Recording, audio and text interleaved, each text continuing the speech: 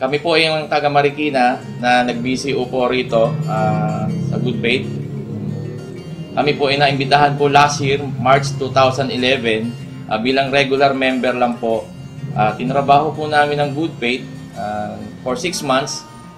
Makalipas po ng 6 months, nakuha po namin ang talagang totoong sistema niya. Pagkatapos po ng September, nag-BCO po kami. Ang kagandahan po kasi sa Good Faith, hindi ka na maghihinayang na maglabas ng puhunan basta natutunan mo ang kanyang sistema. Nung una po, mga pinagdaanan po namin, marami rin po kami mga pinasok na negosyo.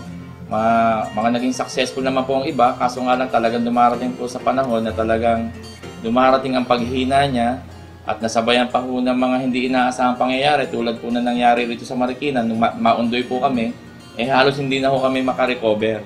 Kaya nang magkaroon po kami ng pag-asa na may nag-introduce po sa amin ng Good Faith, hindi na po namin ito pinagtagal. Talagang ibig sabihin, talagang amin na po itong tinrabaho.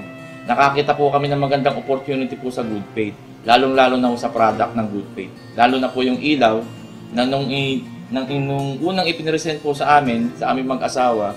Actually, sa akin nga unang ipinresent Tapos in-invite ko ang aking asawa, sabi niya, hindi siya naniniwala rin sa product. Ang sabi ko, sumama ka sa akin.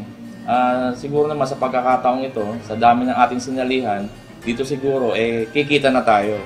Ngayon, nung unang punta namin doon, talagang walang-wala kami. Wala nga kami pamasahe pagpunta roon, nangihiram lang kami ng pamasahe sa kapitbahay. Tapos pagpunta namin doon, hindi nga namin alam kung kikita kami o ano mangyayari sa amin. Pero siguro sa awa ng Diyos, siguro sa pagtutulungan namin mag-asawa at sa suporta niya, tinuloy-tuloy lang po namin. For 6 months nagkaroon po ng resulta. Ito po, nakapag-invest po kami noong September at pagkatapos po ng ilang months, after 3 months, December po, na-awardan po kami as top BCO for December 2011 saka January 2012. Kami po ang top BCO ng Good Faith.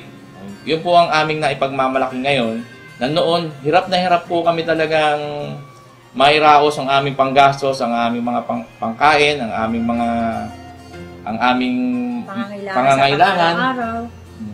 Ngayon po, halos hindi na ho namin problema. Halos dito na ho nang gagaling ang aming pinagkakakitaan. Nagkaroon na rin po kami ngayon ng 2 sasakyan. Nakabili na rin po kami ng kotse, nakabili kami ng L300 ginagamit niya sa kanyang negosyo, sa catering niya. Yun po ang naitulong po sa akin ng Good Faith.